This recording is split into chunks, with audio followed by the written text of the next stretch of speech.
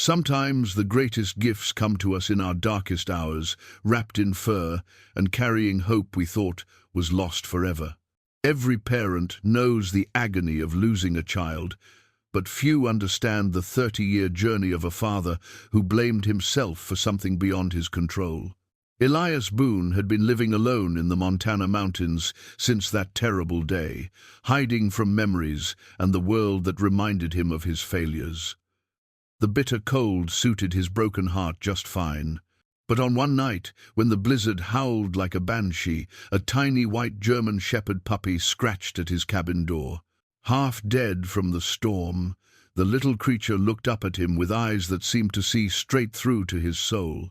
Against every wall he'd built around his heart, Elias brought the puppy inside and called her Spirit. He didn't know that saving her life would change everything. What happens when a man who's given up on God finds him again in the most unexpected way? Before we jump back in, tell us where you're tuning in from, and if this story touches you, make sure you're subscribed, because tomorrow I've saved something extra special for you. The morning after the storm broke clear and cold, with sunlight streaming through the frost-etched windows of Elias Boone's cabin like fingers of grace he hadn't invited in. He sat at his rough-hewn table, watching the white puppy sleep in a nest of old wool blankets near the wood stove. Her breathing came steady and deep now, no longer the shallow gasps that had frightened him through the night. In the harsh light of dawn, she looked even smaller than he remembered, a fragile thing that had somehow survived what should have killed her. Elias wrapped his gnarled hands around a tin cup of black coffee, feeling the familiar weight of another day stretching ahead. For 30 years, his mornings had followed the same pattern: wake before sunrise, stoke the fire, check the traps, tend to his few necessities, and occupy his hands with enough work to keep the ghosts at bay. The routine had been his salvation and his prison, each day bleeding into the next like watercolors in rain. But now there was this breathing, dreaming creature that had shattered his solitude with nothing more than a desperate scratch at his door. He studied her as she slept, pure white, except for the pink of her nose and the delicate black rims around her closed eyes. German shepherd, he was certain, though she seemed too delicate for the breed. Her paws were oversized, promising she'd grow into something substantial, but right now she fit easily in the cradle of his weathered hands. Something about her stillness reminded him of no. He pushed the thought away with practiced determination. That road led nowhere good. Standing carefully to avoid creaking the floorboards, Elias moved to the kitchen area of his one-room cabin. The space reflected 3 decades of sparse living. Shelves lined with mason jars of preserved food, dried herbs hanging from hand-hewn rafters, a cast-iron stove that had served him faithfully through countless winters. Everything had its place, everything served a purpose. There was no room for sentiment or decoration in a life pared down to survival. Except for one thing. Hidden behind a loose board near his sleeping area, wrapped in oiled cloth, lay a small wooden music box. He hadn't touched it in 5 years, maybe 6, but he knew it was there the way a man knows his own heartbeat. The music box played Amazing Grace in tinkling mechanical notes that had once delighted a little girl with sunshine, hair and eyes the color of summer sky. Sarah, his daughter, gone these 30 years. The puppy stirred, making small sounds in her sleep. Elias turned back to watch her, noting how her legs moved as if she were running through whatever dreams puppies have. The sight brought an unexpected tightness to his chest, not the familiar ache of loss, but something warmer, something that felt dangerously like hope. He'd built this cabin with his own hands in the summer of 1993, after the accident that took everything that mattered. Back then, his hands had known the language of wood and nail, mortise and tenon. He'd been Samuel Elias Boone then, master carpenter in the town of Cedar Falls, 2 hours down the mountain. Sam Boone, who could build anything from a child's dollhouse to a cathedral. Sam Boone, husband to Mary and father to 8-year-old Sarah, whose laughter had been the music that made sense of his days. The accident happened on a Tuesday in October. A drunk driver running a red light at 3:15 in the afternoon, just as Mary was picking Sarah up from piano lessons. The police said they died instantly, that they hadn't suffered. People meant well when they said such things, but Elias knew better. The suffering belonged to those left behind, and his had been biblical in its scope. For months after the funeral, well-meaning friends and church members had tried to comfort him with platitudes about God's plan and mysterious ways. They spoke of Sarah and Mary being in a better place, of how the Lord never gave a man more than he could bear. Elias had listened to it all with growing fury until the day Pastor Henderson suggested that maybe God needed Sarah more than Elias did. That was the day Sam Boone disappeared forever. He'd sold his house, his business, everything that tied him to the life that had been torn away. With the money, he bought this isolated section of mountain wilderness and set about building a new existence from scratch. No electricity, no telephone, no connection to the world that had failed to protect what he loved most. He became Elias the hermit, the ghost, the broken man who preferred the company of wind and trees to anything that walked on two legs. The puppy's eyes opened, blue as winter sky, and fixed on him with startling intensity. She didn't whimper or struggle to her feet. She simply watched him, as if she were taking his measure and finding him acceptable. "Well now," Elias said softly, his voice rusty from disuse. "Look who's decided to rejoin the living." Her tail gave the faintest wag, and something inside Elias's chest cracked open just a little. He knelt beside her makeshift bed, noting how she tried to lift her head to greet him properly. "Easy there, little one. You've been through quite an ordeal." His hands moved without conscious thought, checking her over with the gentle thoroughness of someone who understood fragile things. No broken bones, no frostbite on her pads, though she was thin beneath her fluffy coat. "Somebody's been hungry for a while, haven't they?" Moving to his pantry, Elias retrieved a tin of jerky and some goat's milk he'd traded for with Henderson's Ridge last fall. He warmed the milk carefully on his wood stove, then shredded small pieces of jerky into it. The puppy's nose twitched at the smell, and she managed to lift her head when he brought the bowl to her. "Slow now," he murmured as she began to lap eagerly. "Too much too fast will make you sick." She ate with the desperate efficiency of the truly hungry, but stopped when Elias gently pulled the bowl away. Those remarkable eyes fixed on his face again, and he found himself wondering what she saw there. Whatever it was, she seemed satisfied. Her tail thumped once against the blankets before she curled into a tight ball and closed her eyes. As the afternoon wore on, Elias found himself moving more quietly than usual, conscious of not disturbing her rest. He went about his normal tasks, checking his snares, splitting wood for the evening fire, reviewing his dwindling supplies, but his attention kept drifting back to the small white form by the stove. When he returned from checking his perimeter, she was awake and sitting up, watching the door as if she'd been waiting for him specifically. "Miss me, did you?" The words slipped out before he could stop them, carrying a warmth he hadn't heard in his own voice for decades. This time her tail wagged with more enthusiasm, and she attempted to stand on unsteady legs. Elias was beside her in 2 quick strides, steadying her with gentle hands. "Not so fast there. You need to build your strength back up." But even as he said it, he could see the intelligence in her eyes, the determination to overcome whatever had brought her to his door, half dead and alone. As evening approached and he prepared his simple dinner, beans and bacon cooked over the fire, Elias found himself talking to the puppy.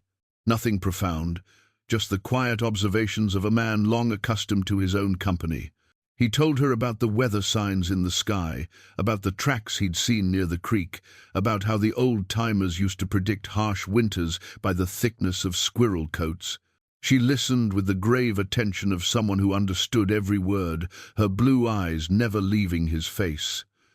When full darkness fell, and it came time for sleep, Elias faced a dilemma he hadn't anticipated.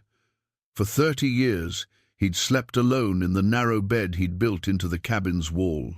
The thought of sharing that space with another living creature, even one as small as this puppy, felt like crossing a line he'd drawn in stone. But when she whimpered softly and tried to crawl closer to the dying fire, his resistance crumbled. "All right then," he said gruffly. "Just for tonight, mind you. Until you're stronger." He lifted her carefully, surprised by how light she still was, and settled her on the blankets at the foot of his bed. She immediately curled into the warmest spot she could find, which happened to be against his leg. The contact sent an unfamiliar shock through his system, the simple animal warmth of another living thing, trusting and unafraid. Lying in the darkness, listening to her quiet breathing, Elias found his thoughts drifting to memories he'd spent 30 years trying to bury. Sarah had always wanted a dog. "Please, Daddy," she used to say, "just a little one. I promise I'll take care of it forever and ever." But Mary had been allergic, and they'd compromised with a goldfish named Mr. Bubbles, who died after 6 months and broke Sarah's tender heart. "I'll get you a dog when you're older," he'd promised her, "when you can really take responsibility for something so important." Now, with this small creature pressed against his leg like a blessing he didn't deserve, Elias felt the weight of promises he'd never gotten the chance to keep. But perhaps God still honored the debts of broken fathers, even those who'd spent decades running from his grace. Just before sleep took him, he made a decision that surprised him with its certainty. "Spirit," he whispered into the darkness, "that's what I'll call you. Because that's what you are. A spirit come to remind an old fool that some things are worth believing in again." The puppy's tail thumped once against his leg, and Elias Boone fell asleep with something resembling peace in his heart for the first time in 30 years. Spring came early that year, arriving on the mountain like an old friend who'd remembered where you lived.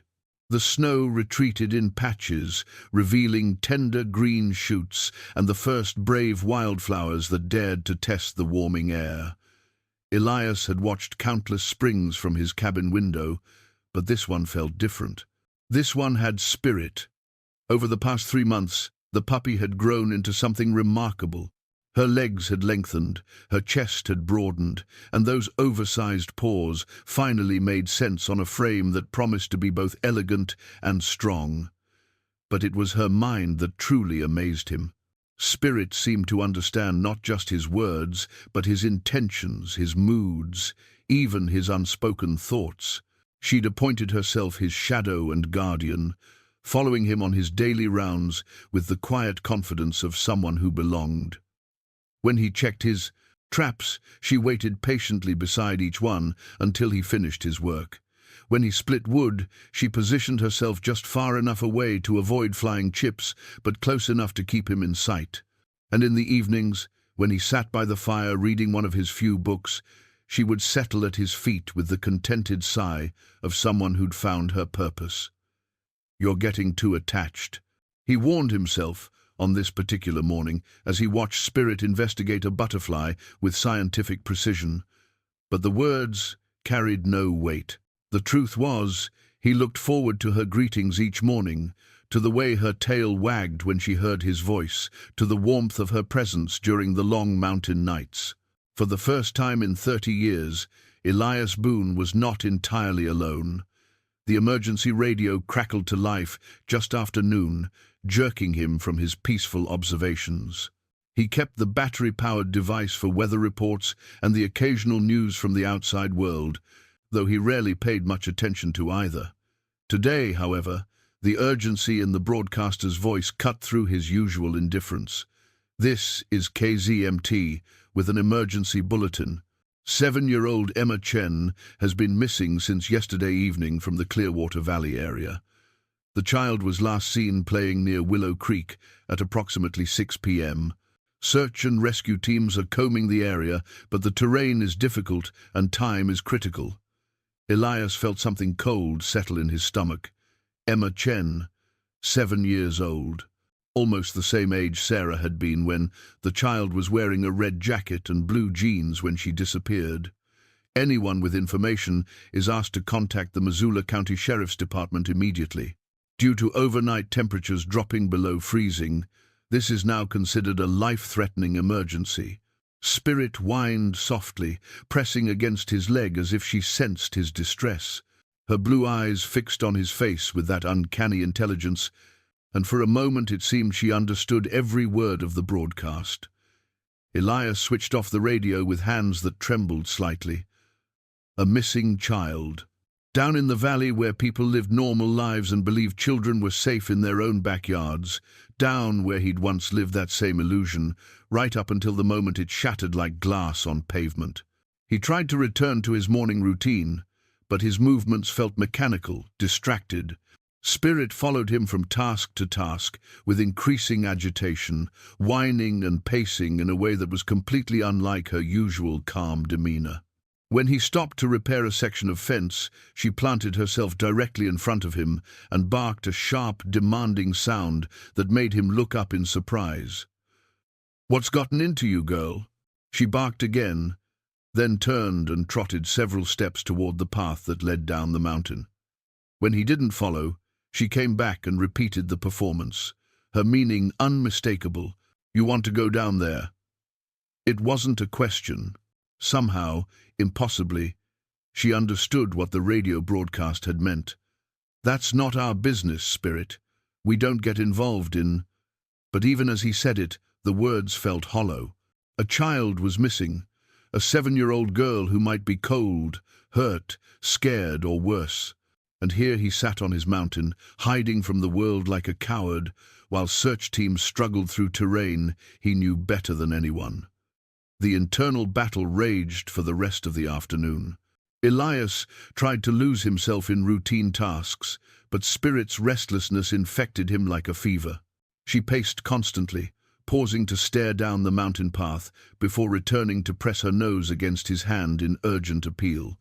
Her distress was so palpable it made his chest tight with familiar anxiety.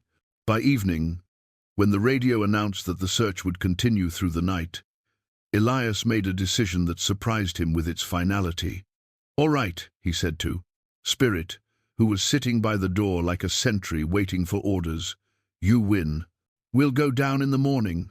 The words felt strange in his mouth, a promise to leave his sanctuary, to engage with the human world he'd spent 30 years avoiding. But as Spirit's tail wagged with obvious approval, Elias realized the choice had been made hours ago, maybe the moment he'd heard Emma Chen's name on the radio. He spent the evening preparing gear he hadn't touched in years. His heavy-duty backpack, emergency medical supplies, rope and climbing equipment. His hands remembered the routines of search preparation even after decades of disuse. Before his exile to the mountain, he'd been a volunteer with the local search and rescue team. His knowledge of the wilderness and his carpenter's understanding of dangerous terrain had made him valuable in those efforts. Strange how the skills never really left you. As he packed, memories surfaced unbidden: other searches, other missing persons, some found alive and grateful, others discovered too late. He remembered the families, their desperate faces, their wild hope that crashed into devastating reality. He remembered the weight of being the one to find a body, the responsibility of carrying someone else's worst nightmare back to civilization. Was he really prepared to face that again?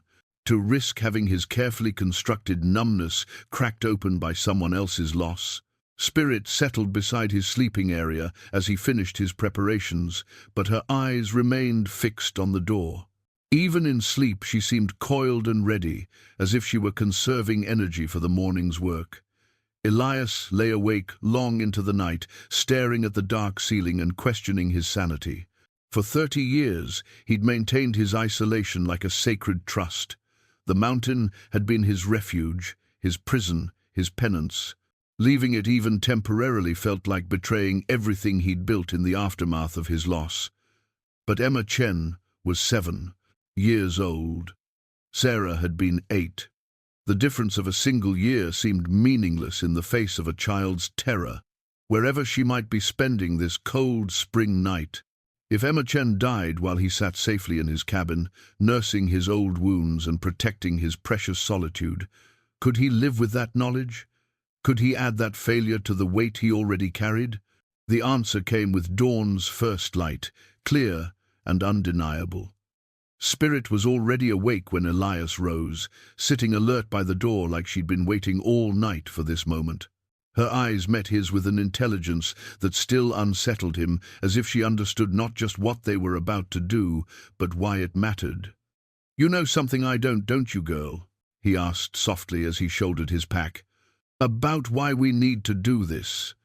Spirit's tail wagged once, and she moved to the door with the purposeful stride of someone reporting for duty.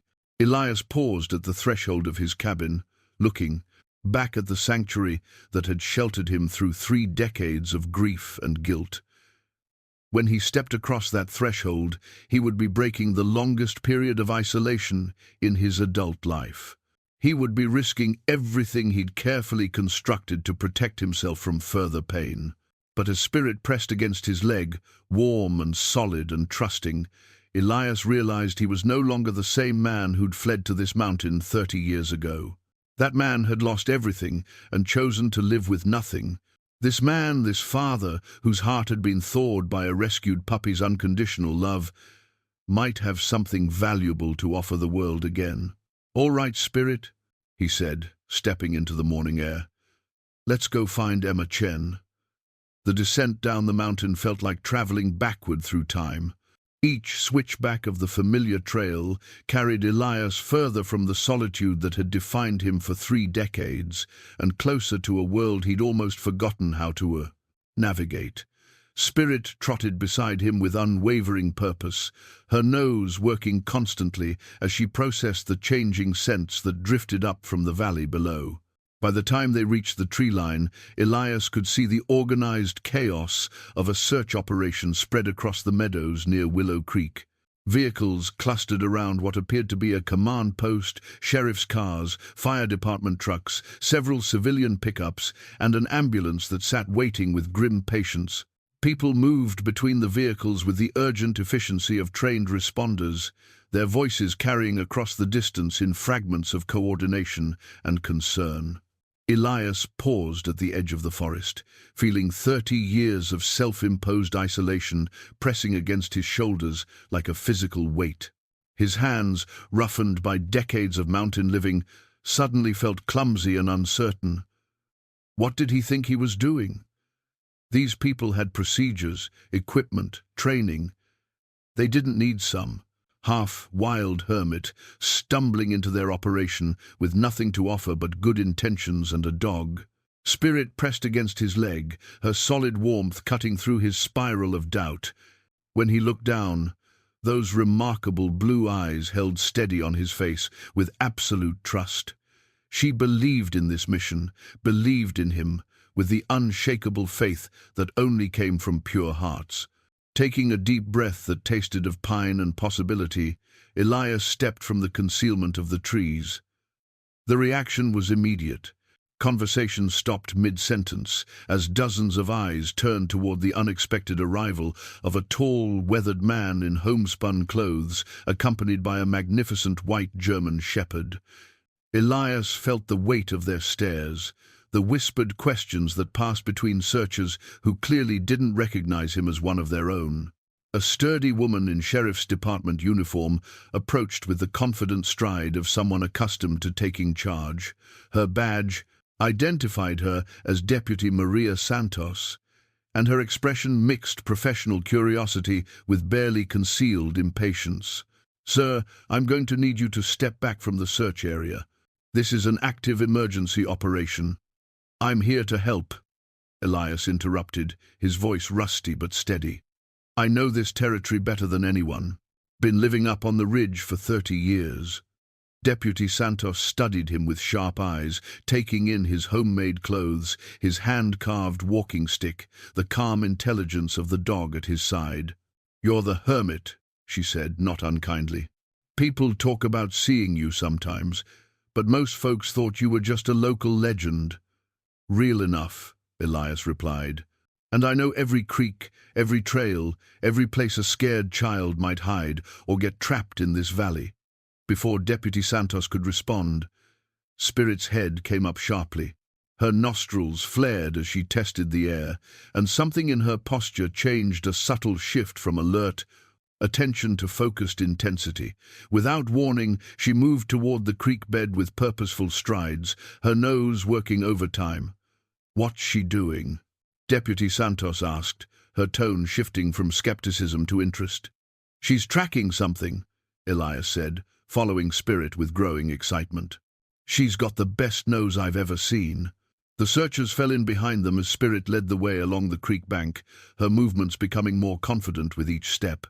She paused occasionally to lift her head and test the air, then continued with renewed purpose. Elias watched her work with growing amazement. This wasn't random wandering, but methodical tracking behavior that spoke of instincts far beyond normal canine capabilities. 20 minutes downstream, Spirit suddenly veered away from the water and began climbing the steep slope toward a cluster of large boulders. Her tail was rigid with concentration as she approached a narrow gap between two massive stones.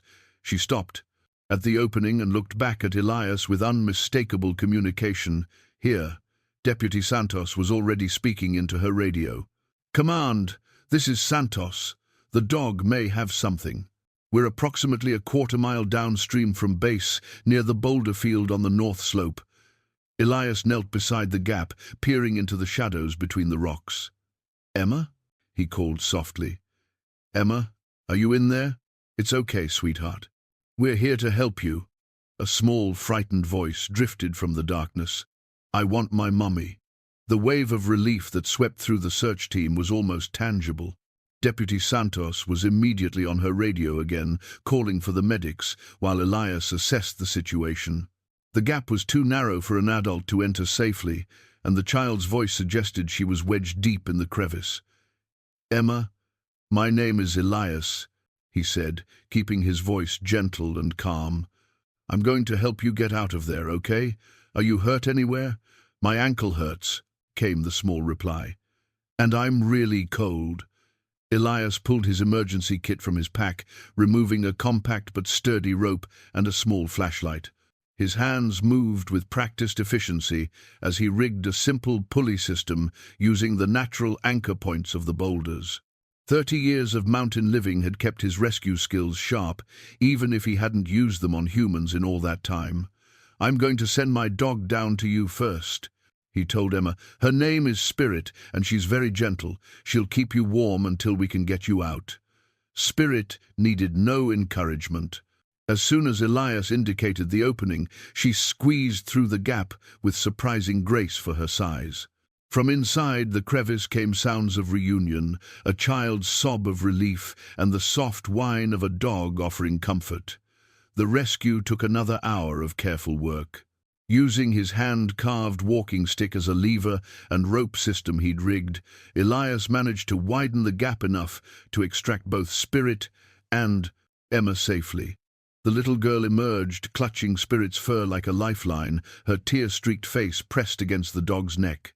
The medics immediately took charge, but Emma refused to let go of Spirit, even as they assessed her injuries: a sprained ankle, mild hypothermia, dehydration, but nothing life-threatening. She whispered to the dog in the secret language that children and animals shared, and Spirit responded with gentle patience that brought tears to more than one searcher's eyes. As the ambulance prepared to transport Emma to the hospital, Deputy Santos approached Elias with something like awe in her expression. "That dog of yours," she said. "I've been with search and rescue for 15 years, and I've never seen anything like that." She knew exactly where to look. Elias nodded, watching Spirit receive gentle pats and grateful words from the other searchers. "She's special," he said simply. "Always has been. The Chen family is going to want to thank you both." "Properly," Deputy Santos continued. "What you did here today, just doing what needed doing," Elias interrupted, suddenly uncomfortable with the attention. The successful rescue had filled him with a satisfaction he hadn't felt in decades, but the growing crowd of grateful responders made his hermit instincts twitch with anxiety. But as he watched Emma being loaded into the ambulance, still calling out goodbye to Spirit, Elias realized something had fundamentally changed. For 30 years, he'd told himself that his isolation protected him from the pain of loss. Today, he'd learned that it also protected him from the joy of saving something precious. Spirit pressed against his leg as the emergency vehicles began their journey back to civilization, and Elias found himself wondering what other miracles might be waiting down the mountain. The journey back up the mountain should have felt like a return to sanctuary, but Elias found himself walking slower than usual, as if his feet were reluctant to leave the world below. Spirit seemed to sense his conflicted mood, staying closer than normal and occasionally looking back toward the valley where they'd left Emma Chen, safe in the hands of trained medical professionals. By the time they reached the cabin, the sun was setting behind the peaks in shades of gold and crimson that painted the snow-capped summits like burnished copper. It was the kind of evening that had once brought Elias deep peace, but tonight the beauty felt hollow somehow, as if he were seeing it through glass that separated him from something he couldn't quite name. Inside the familiar walls of his cabin, Elias moved through his evening routine with mechanical precision. He fed the fire, prepared his simple dinner, checked his supplies for tomorrow's needs. But his hands felt restless, his thoughts scattered like leaves in an autumn wind. The successful rescue should have filled him with satisfaction. Instead, he felt oddly incomplete, as though he'd started a conversation that needed finishing. Spirit settled in her usual spot near the fire, but her attention kept drifting to the radio. Every few minutes, she would lift her head and stare at the silent device, as if willing it to speak again. "You miss her already, don't you?" Elias asked softly. "That little girl." Spirit's tail thumped once against the floor, and her blue eyes held a depth of understanding that still unsettled him. Sometimes it seemed she grasped things that should have been beyond any animal's comprehension: human emotions, unspoken needs, the weight of choices not yet made. As if summoned by their shared restlessness, the radio crackled to life with the evening news. The broadcaster's voice carried the warm satisfaction of someone delivering good news for once. In our lead story tonight, 7-year-old Emma Chen was found safe this afternoon after spending nearly 24 hours lost in the Clearwater Valley wilderness. The child was discovered by an unlikely rescue team, a reclusive mountain man and his remarkable German shepherd, who seemed to know exactly where to look. Elias felt heat rise in his cheeks. He'd hoped the rescue would end with Emma's safety, not become fodder for public consumption. According to Deputy Maria Santos, the dog led searchers directly to a narrow crevice between boulders where the child had taken shelter. Emma is being treated at Missoula General for mild hypothermia and a sprained ankle, but doctors expect her to make a full recovery. The broadcaster continued with details that made Elias increasingly uncomfortable, descriptions of his mysterious hermit lifestyle, speculation about his background, and effusive praise for Spirit's tracking abilities. By the time the report concluded with a promise to follow up on this heart-warming story of community and courage, Elias was ready to disappear into the wilderness permanently. But Spirit had other ideas. Over the following days, their mountain sanctuary became something it had never been before, a destination.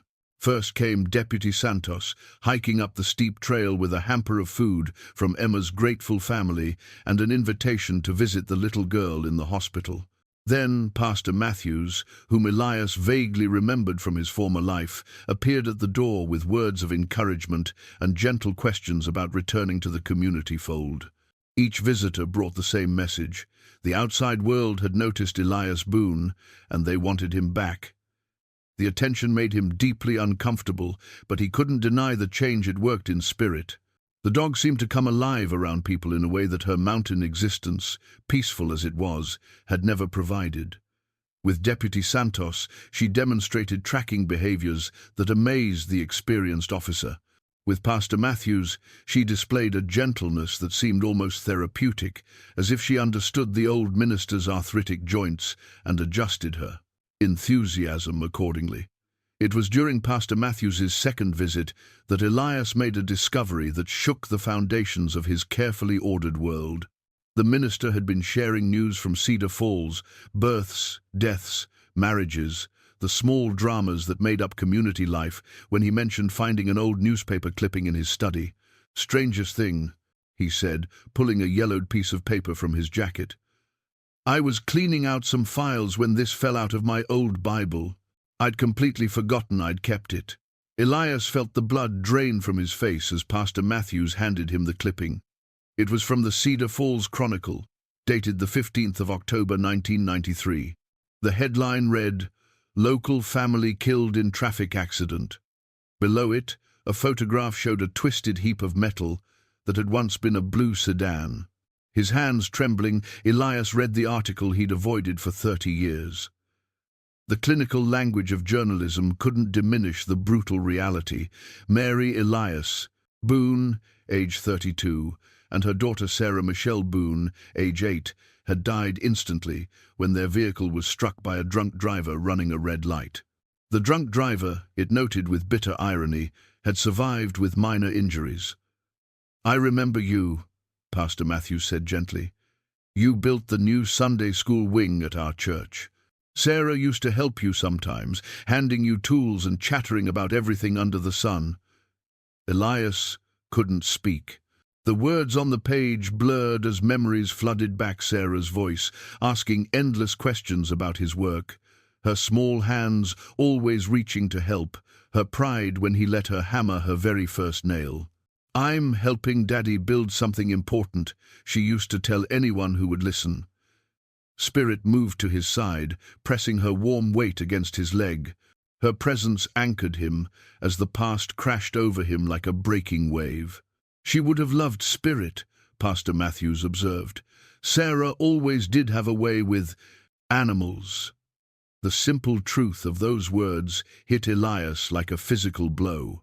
Sarah would have adored, Spirit would have spent hours teaching her tricks, would have made up elaborate games and adventures, would have declared her the most wonderful dog in the entire world.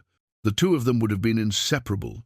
For the first time in 30 years, thinking about his daughter didn't bring only pain. Mixed with the familiar ache of loss was something warmer, a bittersweet joy in imagining Sarah's delight, her laughter, her boundless love for any creature that needed caring. After Pastor Matthews left, Elias sat by the fire with the newspaper clipping in his hands and Spirit at his feet. The words on the page no longer seemed like instruments of torture, but like a bridge connecting his past and present selves. Sam Boone, master carpenter and devoted father. Elias Boone, mountain hermit and unexpected rescuer. Maybe they weren't such different people after all. "You know what she would have said about you, don't you?" he asked Spirit softly. The dog's ears perked at the change in his tone. "She would have said you were sent by angels. And maybe, she wouldn't have been wrong." That night, for the first time since the accident, Elias dreamed of Sarah. But instead of the nightmares that had haunted him for decades, he dreamed of her laughter as she played with a beautiful white dog in fields of endless sunshine, both of them whole and joyful and free. The small wooden cross had been carved from a piece of mountain pine 31 years ago, whittled by young hands, eager to create something beautiful for the most important person in the world.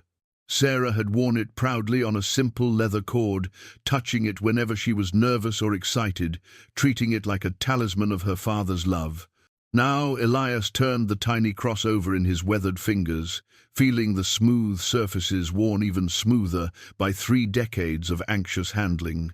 He'd carried it with him through every day of his exile, hidden in his pocket like a secret too precious and too painful to examine in daylight. But Pastor Matthews's visit had changed something fundamental. The newspaper clipping had forced him to remember Sarah not just as a victim of tragedy, but as the bright, loving child who had filled his days with purpose and joy.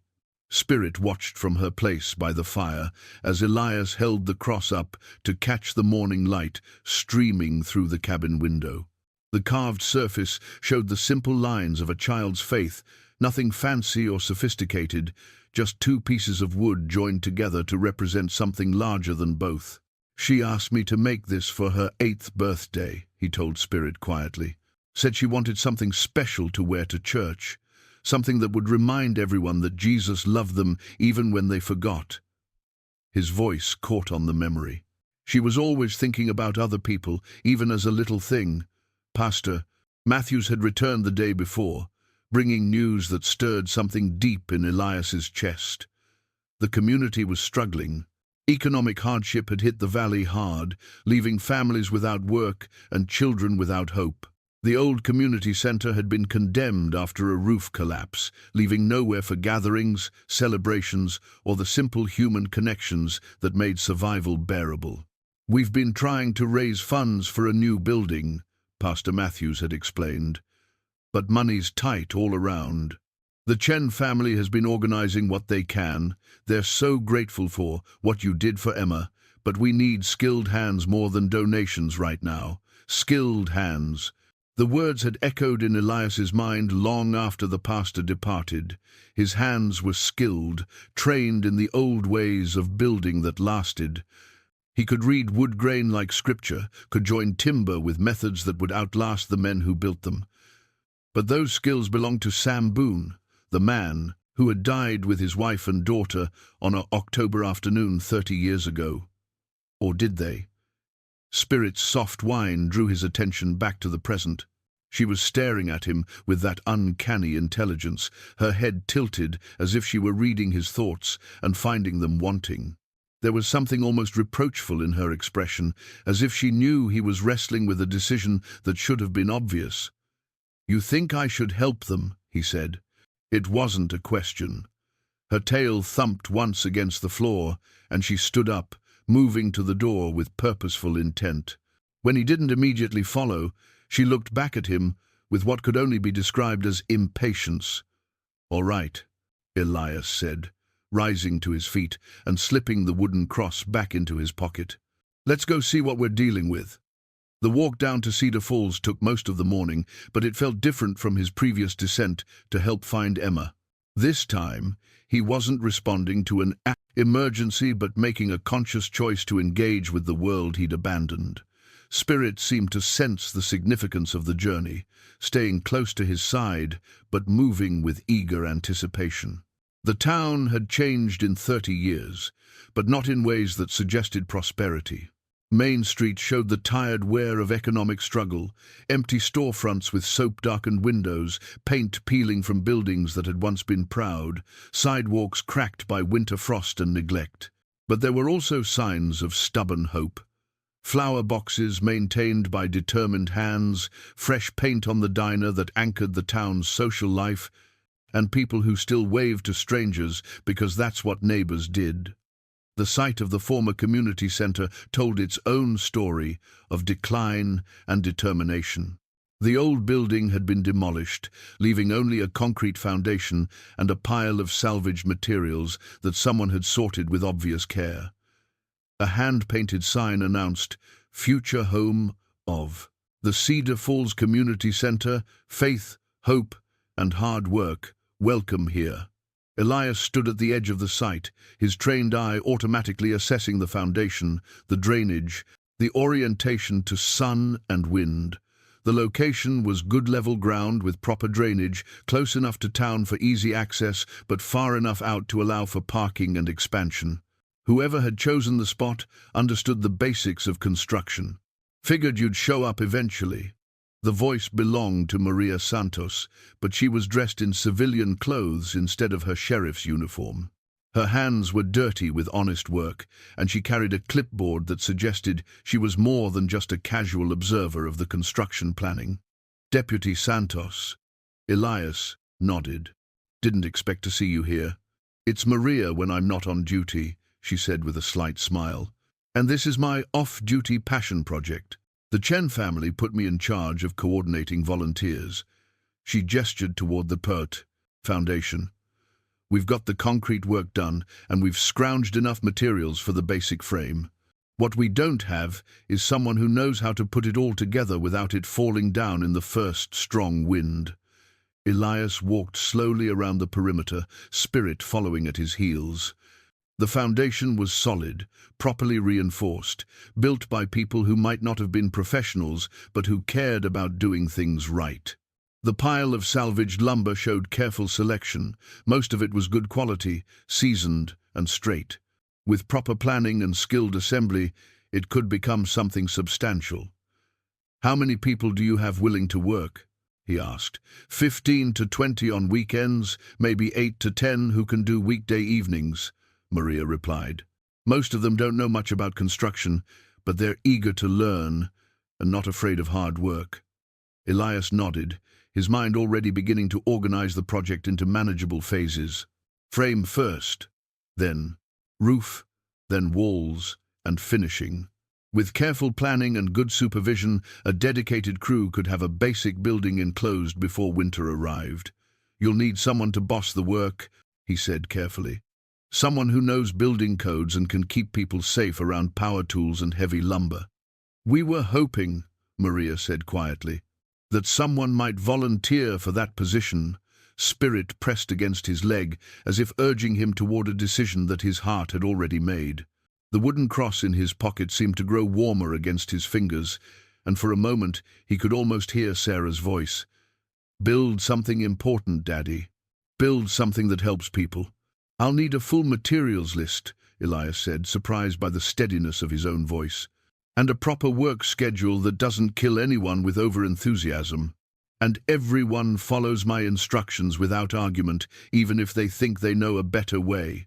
Maria's smile could have powered the entire valley.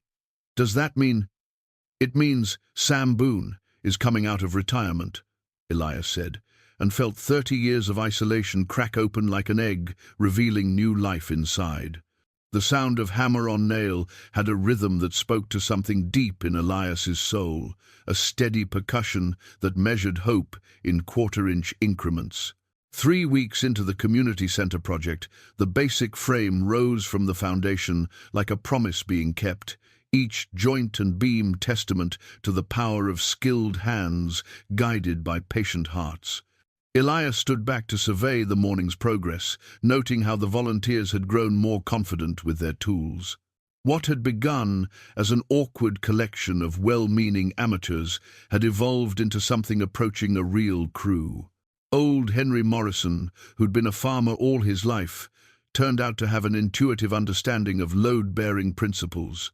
Young Marcus Chen, Emma's teenage brother, possessed the quick reflexes and fearless balance that made him a natural for high work. Even Pastor Matthews proved surprisingly capable with a circular saw, once someone convinced him that measuring twice and cutting once was biblical wisdom in action. But it was Spirit's role in the project that truly amazed everyone. The German shepherd had appointed herself official safety inspector, seeming to sense danger before the humans recognized it. She would position herself between workers and potential hazards, bark warnings when someone ventured too close to an unstable stack of lumber, and somehow always knew when someone was about to make a mistake that could cost fingers or worse. "That dog of yours is worth 3 OSHA inspectors," Marcus Chen had observed the previous afternoon, after Spirit's timely warning prevented him from stepping through a gap in the subflooring. Now, as Elias examined the morning's work, Spirit trotted over with something in her mouth. A child's shoe, muddy and small. She dropped it at his feet and looked toward the road leading into town, her posture alert and expectant. "Where'd you find that, girl?" Elias asked, kneeling to examine the shoe. It was a sneaker, size maybe 2 or 3, with cartoon characters on the sides and wear patterns that suggested an active child. Spirit whined softly and nudged the shoe with her nose, then looked meaningfully toward town again. Before Elias could ponder the mystery further, a pickup truck roared up the access road in a cloud of dust and barely controlled panic. Maria Santos jumped from the driver's seat before the engine had fully stopped, her face tight with professional concern and personal fear. "We've got another missing child," she announced without preamble. 4-year-old Katie Morrison, Henry's granddaughter. She wandered off from the playground at the elementary school about 2 hours ago. The worksite fell silent, except for the sound of tools being set down with deliberate care. Every volunteer understood what those words meant: another Emma Chen situation, but with a younger child and less time before darkness fell. Henry Morrison's face had gone grey beneath his farmer's tan, and his hands trembled as he removed his work gloves. Spirit picked up the little sneaker again and carried it to Maria, dropping it at her feet with obvious intent. The deputy's eyes widened as she recognized the shoe. "That's Katie's," Henry confirmed, his voice breaking slightly. "She was wearing them this morning when— Where did you find this?" Spirit was already moving toward the tree line that bordered the construction site, her nose working frantically as she cast for scent. Unlike her methodical tracking behavior during Emma's rescue, this search felt urgent, almost frantic. She moved in widening circles, testing the air and ground with desperate intensity. "She's picking up something," Elias said, grabbing his emergency pack from the truck. "Henry, you stay here and coordinate with the other search teams. Maria, radio for backup and medical support. Spirit's got a trail." The search led away from the construction site and into the dense forest that stretched toward the foothills. Spirit moved with increasing confidence as the scent strengthened, occasionally looking back to ensure the humans were following. The terrain grew rougher as they climbed, rocky ground giving way to loose shale and fallen logs that made footing treacherous. An hour into the search, Spirit suddenly stopped at the edge of a steep ravine, her body rigid with alarm. Below them, barely visible through the undergrowth, Elias could see a flash of red that might have been a child's jacket. "Katie," he called, his voice echoing off the rocky walls. "Katie, can you hear me?" A small, frightened voice drifted up from the depths. "I'm stuck. I can't get out!" The ravine was perhaps 15 feet deep, but nearly vertical on both sides. Katie Morrison sat on a narrow ledge about halfway down, her red jacket torn and her face streaked with tears. Above her, the crumbling edge of the ravine showed where she'd likely fallen through what had appeared to be solid ground.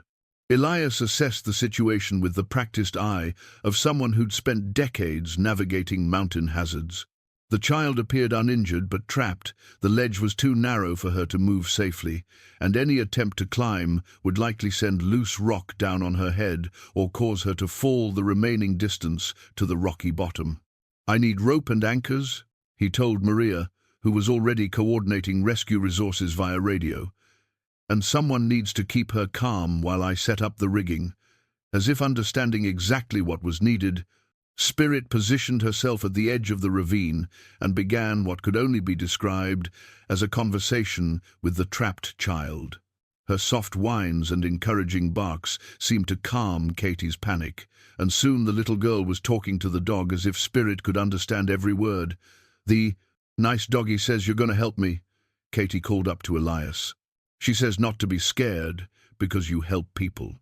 Working with the efficient haste of someone whose skills had been tested in genuine emergencies, Elias rigged a simple but secure rappelling system using the climbing gear he'd carried for 30 years of mountain living. His rusty workshop tools, carefully cleaned and sharpened over the past weeks, proved invaluable for creating anchor points in the rocky soil. The descent took only minutes, but securing Katie for the ascent required more time and patience. The 4-year-old was frightened but cooperative, trusting in the gentle authority of the weathered man who spoke to her in the same calm tones he'd once used with his own daughter. "My granddad is building something," Katie chattered as Elias secured the safety harness around her small frame. "He says you're the best builder in the whole world." "Your granddad's a smart man," Elias replied, testing the knots one final time. "Now, we're going to go up together, just like riding an elevator. Spirit will be waiting for us at the top." The ascent was textbook perfect, slow, controlled, with constant communication between Elias and the support team above. Katie giggled when she saw Spirit's anxious face peering over the edge, and the reunion between dog and child brought tears to more than one searcher's eyes. As the medical team checked Katie over and pronounced her miraculously uninjured, Maria Santos approached Elias with something like awe in her expression. "2 rescues in a month," she said. "People are going to start thinking you and Spirit are some kind of guardian angels." Elias glanced down at the little girl, who was now sitting with Spirit and describing her adventure in the breathless detail that only children could manage. The wooden cross in his pocket seemed warm against his fingers, and he found himself thinking of another little girl who would have loved this fearless, chattering child. "Maybe," he said quietly, "guardian angels come in all shapes and sizes. Maybe they look like German shepherds, or carpenters with rusty tools, or communities that care enough to build something together." That evening, as the volunteers returned to work with renewed purpose, Elias realized something had fundamentally shifted in his understanding of himself and his place in the world. Sam Boone, master carpenter and devoted father, wasn't dead after all. He'd just been waiting for the right moment to come back to life. The letter arrived on a Tuesday morning, carried up the mountain by Pastor Matthews, along with his usual collection of community news and gentle encouragements. But this envelope was different, official, bearing the letterhead of the Montana State Veterinary Research Laboratory, addressed to the guardian of the German shepherd known as Spirit. Elias accepted the envelope with growing unease. He'd forgotten about the blood sample doctor. Rebecca Hartwell had requested during Spirit's routine examination the previous month. The young veterinarian had been fascinated by Spirit's remarkable abilities and had asked permission to conduct some genetic testing. "For scientific curiosity," she'd explained. "Dogs with such exceptional tracking and rescue instincts often have interesting bloodlines." Now, as Elias opened the envelope with hands that trembled slightly, he wondered if curiosity had uncovered more than anyone had bargained for. The technical language of the DNA analysis meant little to him initially. Sequences of letters and numbers that might as well have been written in ancient Greek. But the summary section, written in plain English for lay readers, made his blood run cold. Subject canine exhibits extraordinary genetic markers indicating lineage from the Bavarian mountain rescue breeding program, specifically descended from the legendary rescue dog Greta vom Alpenhof. Subject also shows significant percentage of grey wolf DNA, Canis, lupus, suggesting recent wild ancestry. This unique combination of domestic rescue dog genetics and wolf heritage would explain exceptional sensory abilities, intelligence, and instinctive rescue behaviors. The document continued with more technical details, but one paragraph near the end stopped Elias's breathing entirely. "Of particular interest. Subject appears to be offspring of Angel, the famous rescue dog who disappeared from the Glacier National Park area in 2019 after saving 47 hikers over a 3-year period. Angel was believed lost in an avalanche, but DNA evidence suggests she survived and mated with a wild wolf pack member. This would make Subject one of perhaps 3 or 4 offspring from this extraordinary bloodline, possessing abilities that border on the supernatural." Pastor Matthews noticed Elias's pale complexion and reached out with concern. "Son, you look like you've seen a ghost. What does that report say?" Instead of answering, Elias walked to his bookshelf and retrieved a folder he'd almost forgotten existed. Newspaper clippings and magazine articles about Angel, the miracle dog, whose exploits had briefly captured national attention. He'd collected them almost unconsciously, drawn by stories of a white German shepherd who seemed to know things no ordinary animal could know. The photographs showed a magnificent dog with distinctive markings and ice-blue eyes that seemed to look straight through the camera into the viewer's soul. The resemblance to Spirit was unmistakable. "Dear Lord," Pastor Matthews whispered as he examined the articles, "Spirit is Angel's daughter. More than that," Elias said, his voice hollow with the implications. "According to this, Angel saved 47 people before she disappeared, And now her daughter shows up at my door during the worst blizzard in 20 years, half dead and alone. The two men sat in silence, absorbing the magnitude of the revelation. Outside, Spirit was investigating something near the woodpile with her usual methodical thoroughness, unaware that her entire identity had just been redefined by human science. "You know what this means," Pastor Matthews said finally. "If word gets out about her heritage, about what she's capable of, she'll never have another moment's peace," Elias finished. "There'll be reporters, scientists, government people wanting to study her. They'll want to breed her, clone her, turn her into some kind of laboratory specimen." The thought of Spirit caged in a research facility, poked and prodded and studied like an interesting specimen, made Elias's stomach clench with protective fury. For 8 months, she'd been simply his companion, his salvation, his reminder that some things in the world were worth caring about. Now she was potentially the most genetically valuable dog on the planet. Pastor Matthews was reading through the articles with growing amazement. "Listen to this," he said, pointing to a magazine feature from 2018. "Angel once led a search team to 5 separate groups of stranded hikers in a single day, covering 30 miles of mountain terrain and somehow knowing exactly where each group was located. Park rangers said it was impossible. No dog could track that many different scents across such distances. And this one," the pastor continued, finding another clipping, "a family trapped in their car during an avalanche. Angel dug through 12 feet of snow in sub-zero temperatures, working for 18 straight hours until she reached them.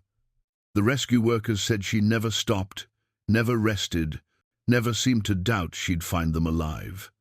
Each story painted a picture of abilities that transcended normal canine capabilities, a dog that seemed to operate on instinct, bordering on the supernatural, guided by some inner compass that pointed toward human suffering with unerring accuracy. But she disappeared, Elias noted, reading the final article in The Collection. March 2019, during a rescue operation in an avalanche zone, they found her tracks leading into an unstable area, then nothing. Search teams looked for weeks. "She went up into the high country," Pastor Matthews said softly, "probably denned with wolves during the summer, had her pups in the wild. Spirit and maybe a few siblings, growing up half wild until something drove them back down toward civilization. The implications multiplied like ripples in a pond. If Spirit possessed even a fraction of her mother's abilities, she represented something unprecedented, a bridge between the domestic and wild worlds, carrying instincts and capabilities that evolution had spent millennia perfecting. Her rescues of Emma Chen and Katie Morrison weren't just lucky breaks or good training. They were expressions of a genetic heritage that made her fundamentally different from any ordinary dog. "What are you going to do?" Pastor Matthews asked gently. Elias looked out the window at Spirit, who had apparently determined that the woodpile contained no immediate threats and was now performing her customary patrol of the cabin's perimeter. She moved with the fluid grace of her wolf ancestry, but paused frequently to check on his location through the window, the devoted loyalty of her domestic heritage. She was, he realized, exactly what the genetic analysis claimed, a perfect fusion of wild capability and civilized purpose. "I'm going to protect her," he said with quiet determination, "from anyone who would use her for their own purposes. From scientists who would treat her like a specimen instead of a soul. From government agencies that would turn her into some kind of supernatural search and rescue machine. And the community center project?" Pastor Matthews asked. "The people who've come to depend on both of you?" That was the cruel irony of the situation.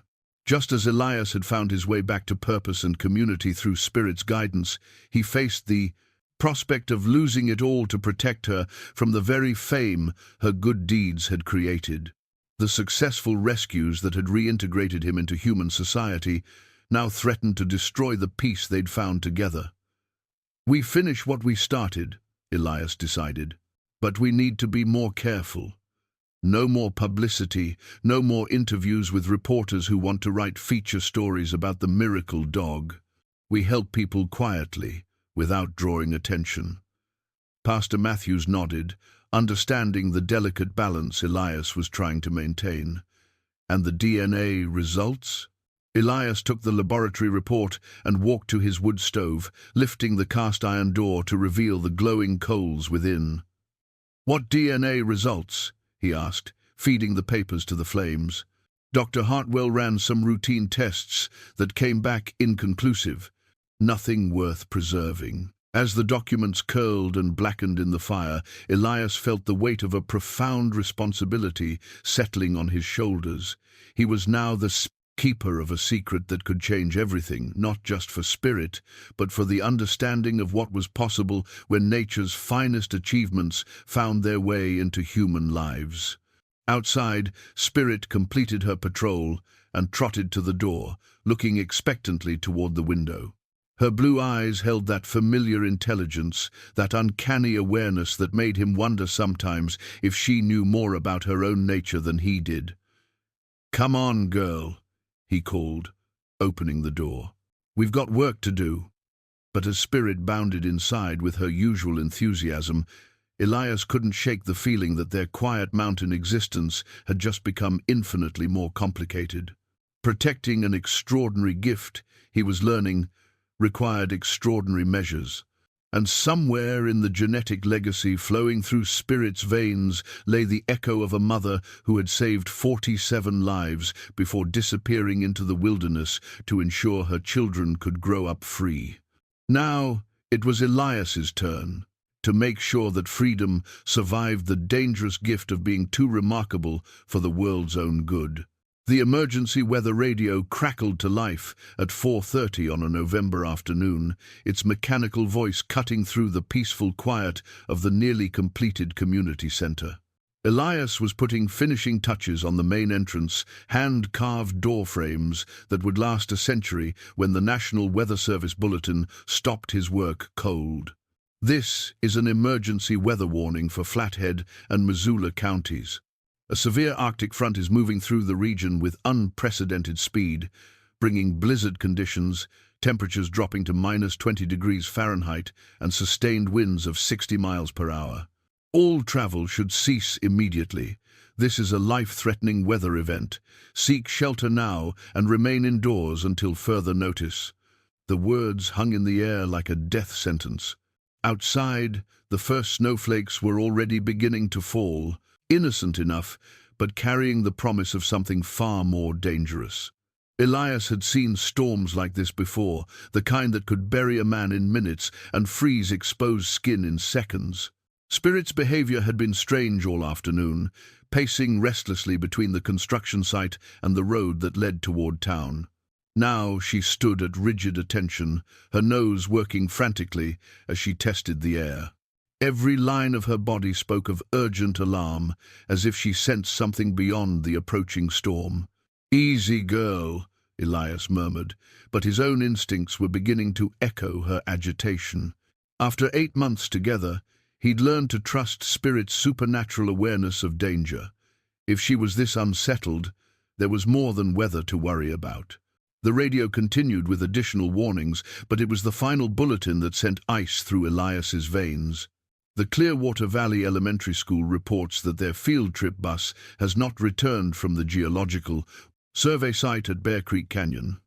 The bus was scheduled to return at 3 p.m. and is now 90 minutes overdue.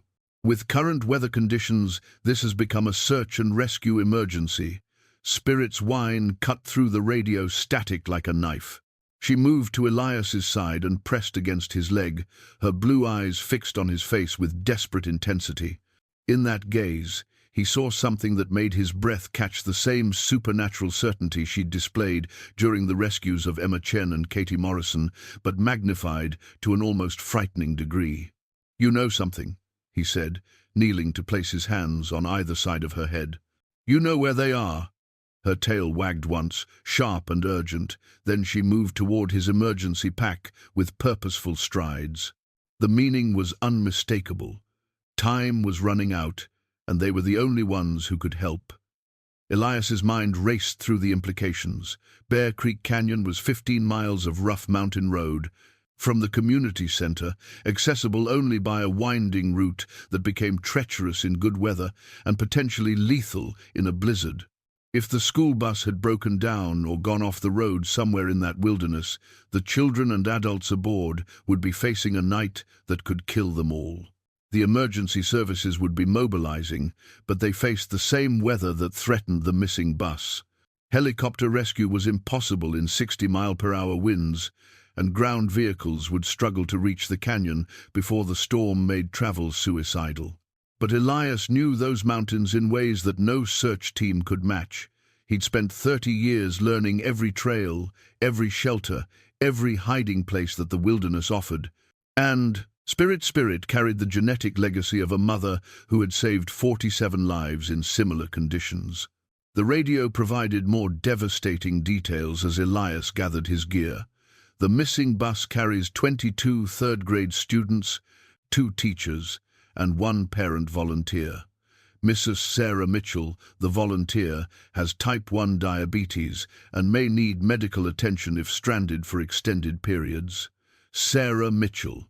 The name hit him like a physical blow, bringing back memories of recent conversations at the construction site. She was the school teacher who'd been helping with the community center project, a widow whose quiet strength and gentle humor had begun to thaw parts of his heart he'd thought frozen forever. She'd mentioned volunteering for the field trip, excited to share the children's wonder at the geological formations that made the canyon famous. Now she was somewhere in the mountains with 22 frightened children, facing a storm that could kill them all before morning. Spirit's agitation reached a crescendo as the snow began falling harder, fat flakes that spoke of the heavier snowfall to come. She moved to the door and barked once, sharp and imperative, then looked back at Elias with an expression he'd never seen before, not just urgency, but something approaching command. "I know," he told her, shouldering his pack and checking his emergency supplies one final time. Rope, medical kit, emergency shelter, high-energy food, chemical heating pads, signaling devices. Everything a man might need to survive in conditions that had killed stronger people than him. The drive toward Bear Creek Canyon was a race against time and weather that grew more desperate with each passing mile. Elias's old pickup truck handled the worsening conditions with stubborn reliability, but even with four-wheel drive and tire chains, the going was treacherous. Visibility dropped to mere yards as the snow intensified, and the wind began to howl with the voice of something wild and hungry. Spirit rode beside him in focused silence, occasionally lifting her head to test the air through the slightly open window. Her supernatural senses were operating at full capacity, processing information that no human could detect. Twice she indicated direction changes with subtle movements that led them away from the main road and onto smaller tracks that Elias barely remembered. "You know where they are, don't you?" he asked, as Spirit guided him onto a logging road that hadn't seen maintenance in years. "Your mother's instincts telling you something the rest of us missed?" As if in answer, Spirit suddenly became rigid with attention, staring ahead through the swirling snow. Through the white curtain, Elias caught a glimpse of something yellow and rectangular, nearly invisible in the growing darkness.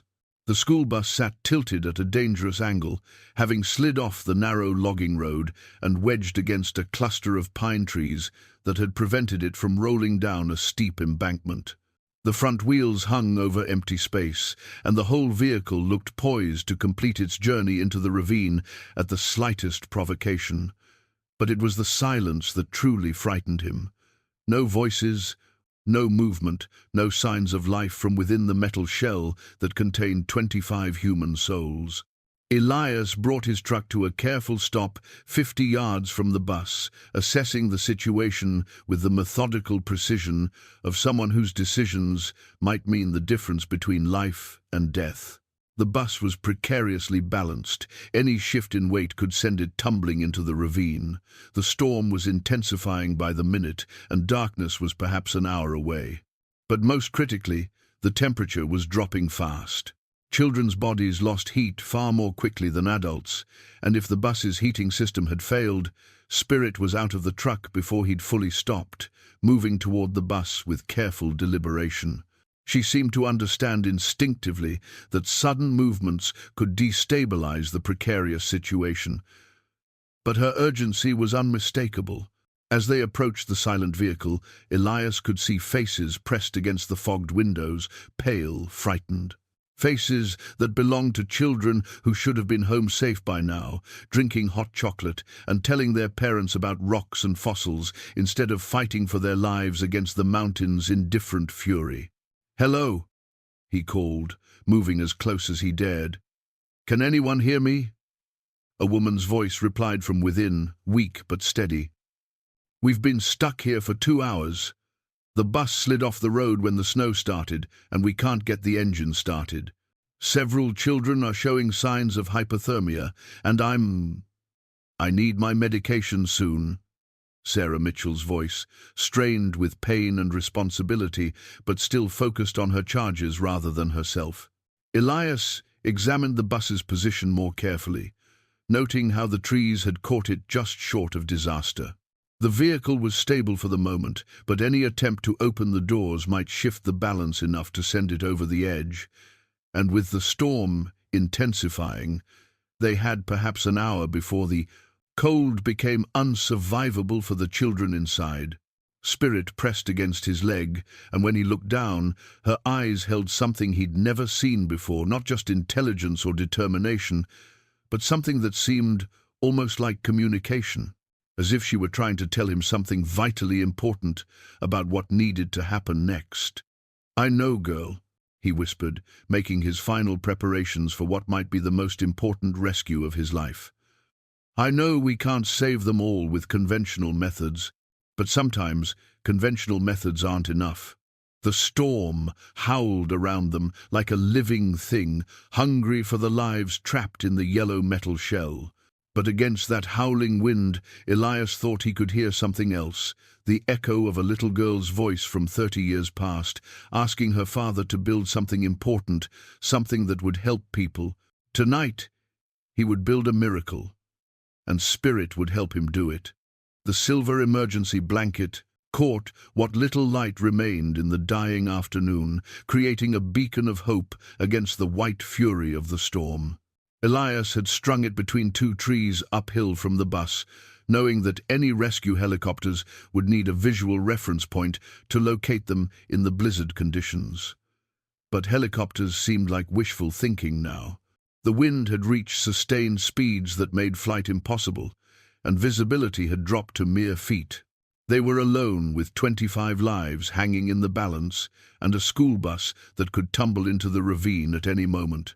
Spirit worked beside him with supernatural focus, her wolf heritage fully emerged in the life-or-death situation. She moved with fluid grace across the treacherous terrain, somehow finding solid footing on ground that threatened to give way beneath Elias's boots. Her nose worked constantly, processing information from the storm that guided their rescue efforts with uncanny precision. "The back emergency door is nose. Our best option," Elias called to Sarah Mitchell through the fogged windows. "But I need everyone to move very slowly to the rear of the bus. Any sudden shifts could send you over the edge." Sarah's response came through chattering teeth. "The children are scared. Some of them are too cold to move easily." That was the cruel mathematics of the situation. The children needed to move to facilitate rescue, but hypothermia was robbing them of the coordination and strength required for movement. Meanwhile, every minute that passed brought the storm closer to lethal intensity. Spirit pressed against Elias's leg and looked up at him with those remarkable blue eyes. In them, he saw something that made his breath catch not just determination, but a kind of supernatural certainty. She knew something he didn't, understood some aspect of the rescue that his human senses couldn't grasp. "What is it, girl?" he asked, kneeling beside her despite the driving snow. Spirit moved toward the bus, with deliberate steps, then began what could only be described as a conversation with the trapped occupants. Her barks carried different tones, gentle woofs that seemed designed to calm frightened children, sharper calls that conveyed urgency, and soft whines that somehow communicated comfort across the barrier of glass and metal. The effect was immediate and miraculous. Through the windows, Elias could see the children's faces turning towards Spirit's voice, their panic subsiding into something resembling calm attention. A few managed to wave at the remarkable dog who had appeared in their darkest hour like an answer to prayer.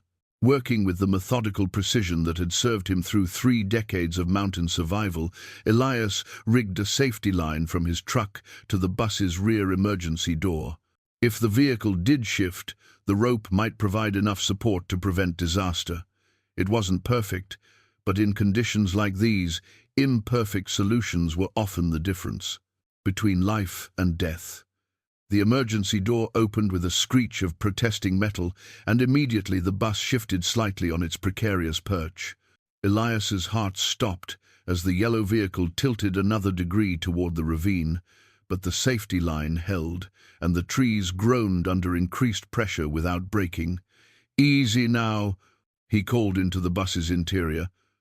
"I'm going to take the children one at a time, smallest first. We'll get everyone out safely." The first child was a tiny girl named Lucy, no more than 7 years old, who emerged from the bus wrapped in coats that made her look like a small, frightened bundle. Elias lifted her carefully, noting how her small body shook with cold and fear. "There's a special dog waiting to meet you," he told her gently as he carried her to safety. "Her name is Spirit, and she's going to help keep you warm." Spirit seemed to understand her role instinctively. As Elias set Lucy down in the shelter he'd created using the truck as a windbreak, Spirit immediately positioned herself to share her body heat, wrapping around the child like a living blanket. Her wolf genetics provided exceptional cold tolerance, making her a perfect heating source for hypothermic children. One by one, Elias extracted the children from the bus, each removal requiring careful calculation to maintain the vehicle's precarious balance.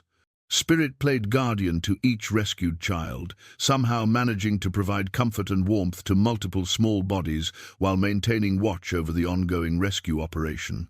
The work was exhausting in conditions that sapped strength with every breath. The storm showed no signs of abating, and darkness was falling fast. But with each successful extraction, hope grew stronger than fear. When only Sarah Mitchell and the bus driver remained, Elias faced the most dangerous part of the rescue. The adults' greater weight meant their removal could easily destabilize the bus beyond recovery, but leaving them meant condemning 2 people to almost certain death as the storm intensified through the night. Spirit moved to the bus door and looked back at Elias with an expression that seemed to say, "Trust me." Then she did something that defied explanation. She entered the tilting bus herself, adding her weight to the precarious equation, but positioning herself in a way that somehow stabilized the vehicle rather than threatening it. From inside came Sarah's voice, weak but amazed. "She's beautiful. How did she know exactly where to position herself?" The answer, Elias realized, lay in genetics that bridged the gap between domestic loyalty and wild instinct. Spirit carried the accumulated rescue wisdom of generations, expressed through supernatural awareness that made her more than just a remarkable dog. She was, he understood with crystal clarity, exactly what this moment required. A perfect fusion of courage, intelligence, and inherited purpose, focused on the sacred task of preserving human life against impossible odds. The tiny wooden angel fit perfectly in the palm of Elias's weathered hand, a simple carving he'd made for Sarah 31 years ago, when she was 7 years old and believed angels watched over everyone who needed protection. He'd carried it in his pocket through every day of his exile, a tangible reminder of love lost and faith abandoned. Now, as he prepared to extract the last child from the tilting bus, the carved angel seemed to pulse with warmth against his fingers. 8-year-old Emma Chen, whose rescue 8 months earlier had started this entire journey, was the final child aboard the bus. She'd been helping to keep the younger students calm, but now she sat frozen with terror as the vehicle creaked ominously with each gust of wind. "Emma, sweetheart," Elias called gently through the emergency door. "Remember me? I'm the man with Spirit, the dog who helped find you before." Recognition flickered in the child's frightened eyes. "Mr. Elias, is Spirit really here?" "She's right here waiting for you," he assured her. "But I need you to be very brave and come to me slowly. Can you do that?" Emma nodded, but her small body shook with more than cold. The bus had shifted several times during the rescue, and she'd felt each movement like a promise of disaster. Outside the windows, she could see the steep drop that waited if something went wrong. Elias extended his hand toward her, and on impulse placed the wooden angel in her palm. "This belonged to someone very special," he said quietly. "Someone who was exactly your age and braver than anyone I ever knew. She would want you to have it now." Emma's fingers closed around the small carving, and something in her expression changed. The carved angel seemed to give her the courage she needed, and she began moving carefully toward the door. But as she shifted her weight, the bus groaned and tilted another dangerous degree. Through the windshield, the ravine yawned like an open mouth, ready to swallow the vehicle and everyone still inside. Spirit's response was immediate and extraordinary. From her position inside the bus, she moved with the fluid grace of her wolf ancestors, redistributing her weight in a way that counterbalanced Emma's movement. The mathematical precision of her positioning was beyond anything mere training could explain. It was instinct refined over generations of rescue dogs who had learned to read the physics of disaster. "Easy, Emma," Elias encouraged as the child reached the door. "Spirit's got everything under control." The moment Emma was safely in his arms, Spirit performed another miraculous feat of balance, shifting again to accommodate the weight change while somehow maintaining the bus's precarious stability. Her blue eyes never left the remaining passengers, calculating their positions and adjusting her own accordingly. Sarah Mitchell was next, and she moved with the careful deliberation of someone who understood exactly how fragile their situation had become. Her diabetes medication was wearing off, making her movements slightly unsteady, but her determination never wavered. Almost there, Elias called to her as she approached the door. "Spirit's going to help guide you." Indeed, Spirit had positioned herself to serve as a living bridge, her strong body providing a stable pathway for Sarah to follow. The teacher's weight caused the bus to shift ominously, but Spirit's supernatural understanding of balance kept disaster at bay. As Sarah reached safety, collapsing into Elias's arms with relief and exhaustion, the bus driver, a steady man named Frank Morrison, prepared for the final extraction. He was the heaviest passenger, and his removal would test the limits of both the mechanical situation and Spirit's extraordinary abilities. "Your dog," Frank called out, wonder evident in his voice. "She's like nothing I've ever seen. It's like she knows exactly what this bus is going to do before it does it." Spirit's wolf heritage had fully emerged during the crisis. Her supernatural senses processed information about weight distribution, structural stress, and environmental factors with computational precision that defied explanation. She was no longer just a remarkable rescue dog, she was the living embodiment of 47 lives saved by her legendary mother, channeling generations of accumulated rescue wisdom. The final extraction required perfect timing and absolute trust. As Frank moved toward the door, Spirit performed one last, miraculous adjustment, her body becoming a counterweight that held the bus stable just long enough for the driver to reach safety. The moment Frank cleared the emergency door, Spirit leaped from the bus with explosive power. The vehicle, no longer held in balance by her supernatural positioning, groaned once and then toppled into the ravine with a crash that echoed through the storm like thunder. 25 lives had been saved by margins, measured in seconds and inches, preserved by the convergence of human determination and canine instinct that transcended the boundaries of the possible. As Spirit made her rounds among the rescued passengers, checking each person with the thorough attention of a trained medical professional, Elias felt something profound settle in his chest. The wooden angel had found its way to exactly the right hands at exactly the right moment, just as Spirit had found her way to his cabin door 8 months earlier. In the distance, the sound of approaching snowmobiles announced the arrival of conventional rescue teams. But the real rescue, the one that had saved 25 lives from certain death, had been accomplished by an extraordinary dog, carrying the genetic legacy of 47 previous saves, and a mountain hermit who had finally remembered that some things were worth risking everything to protect. Emma Chen still clutched the wooden angel as the rescue teams wrapped her in warming blankets. And when she looked up at Elias with grateful eyes, he saw something that had been missing from his life for 31 years. The perfect fusion of past love and present purpose, carved from mountain pine and blessed by hands that had learned to build hope from heartbreak. 6 months later, on a perfect spring morning that painted the Montana mountains in shades of gold and green, 2 simple gold wedding bands caught the sunlight streaming through the windows of the completed Cedar Falls Community Center. The rings lay on a velvet cushion that rested between the paws of a magnificent white German shepherd, whose blue eyes sparkled with what could only be described as satisfaction. Spirit had appointed herself ring-bearer for the wedding of Elias Boone and Sarah Mitchell, and she took the responsibility with the same supernatural seriousness she brought to all her duties. Dressed in a simple white ribbon that matched her snow-colored coat, she sat with perfect posture at the front of the community center that Elias had built with his own hands and the help of neighbors who had become family.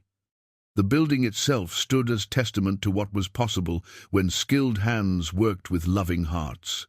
Every joint was perfect, every beam straight and true, every detail crafted to last generations. But more than that, it represented the resurrection of a man who had thought his building days were over, and the integration of a community that had learned to work together toward something larger than themselves. Elias stood at the simple altar Pastor Matthews had constructed from reclaimed wood, wearing his finest clothes, which weren't particularly fine by most standards, but which had been carefully mended and pressed for this most important of occasions. His weathered hands no longer trembled with uncertainty, but rested steady and sure, ready to accept the gift of a second chance at love. Sarah approached down an aisle lined with wild flowers and faces that had become dear to both of them over the months of shared work and shared purpose. She wore a simple blue dress that brought out the warmth in her eyes, and in her hand she carried a small bouquet of mountain flowers that Elias had picked that morning from the meadow behind his cabin. Behind her walked Emma Chen, now 9 years old and perfectly healthy, carrying the wooden angel that had comforted her during the darkest moments of the bus rescue.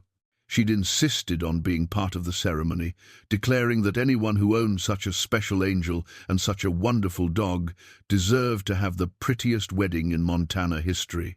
The ceremony itself was simple, reflecting the straightforward faith of people who had learned that the most important things in life required no elaborate decoration. Pastor Matthews spoke of love that endured through loss, of hope that survived the darkest winters, and of the mysterious ways that Providence sometimes used 4-legged angels to guide human hearts back home. Do you, Samuel Elias Boone, take Sarah Elizabeth Mitchell to be your wife, to love and cherish through all the seasons of life that remain to you? I do, Elias said, his voice steady with a certainty that surprised him. For 30 years, he'd believed his capacity for such love had died with his first family. Now he understood that the heart, like the mountain meadows, could experience multiple springs if given proper tending. Do you, Sarah Elizabeth Mitchell, take Samuel Elias Boone to be your husband, to love and support through whatever challenges and joys await? I do, Sarah replied, and her smile held all the warmth of summer sunshine breaking through winter clouds. When the rings were exchanged, Spirit delivering them with the precision of a military honor guard, the gathered community erupted in applause that echoed off the hand-hewn rafters. But it was Spirit's single, joyful bark that seemed to seal the ceremony with supernatural approval. The reception that followed filled the community center with the sounds of celebration and genuine happiness. Tables groaned under potluck dishes, prepared by hands that knew both hardship and hospitality. Children ran between the adults with the boundless energy of young things, freed from winter's constraints. And at the center of it all, Spirit held court, with the patient dignity of someone who understood her role as the catalyst for everything good that had emerged from one terrible blizzard night. Deputy Maria Santos, now Sheriff Santos, after a recent election, approached Elias during the festivities with a special presentation.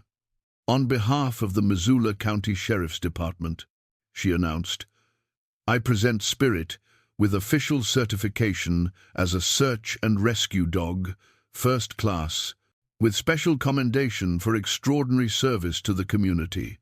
The certificate was framed in wood that Elias had carved himself, featuring Spirit's name and a list of her official rescues: Emma Chen, Katie Morrison, and the 25 lives saved during the bus incident. What it didn't mention, what only Elias and Pastor Matthews knew, was the genetic legacy that made such rescues possible, or the careful steps they'd taken to protect Spirit from unwanted scientific attention. As the afternoon sun slanted through the windows of the community center, Elias found a quiet moment to watch his new wife working with a group of children who were learning basic woodworking skills at a table he'd built specifically for teaching. Sarah's gentle encouragement and natural teaching ability had made the program one of the center's most popular offerings. "Teaching them well," Pastor Matthews observed, joining Elias at his observation post. "Those children are learning more than carpentry from you. Learning that broken things can be repaired," Elias agreed. "That good work done with care lasts longer than anything built for speed or profit, that there's honor in using your hands to create something useful." Spirit appeared at his side, pressing her warm weight against his leg in the gesture that had become their private communication. When he looked down, her blue eyes held all the wisdom of wild places and tame hearths, of legendary mothers and rescued daughters, of the mysterious connections that bound all living things in webs of purpose larger than individual understanding. "What do you think, girl?" he asked quietly. "Did we build something worth keeping?"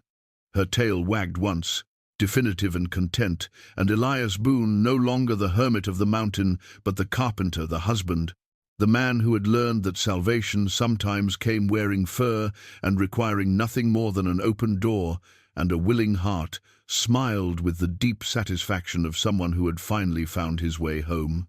Outside the windows of the community center he had built with love and populated with hope, the Montana mountains stood eternal and beautiful, holding space for all the stories yet to be told by the people who had learned to build their lives on foundations of faith, community, and the unshakable belief that every soul, human and canine alike, deserved a chance at redemption.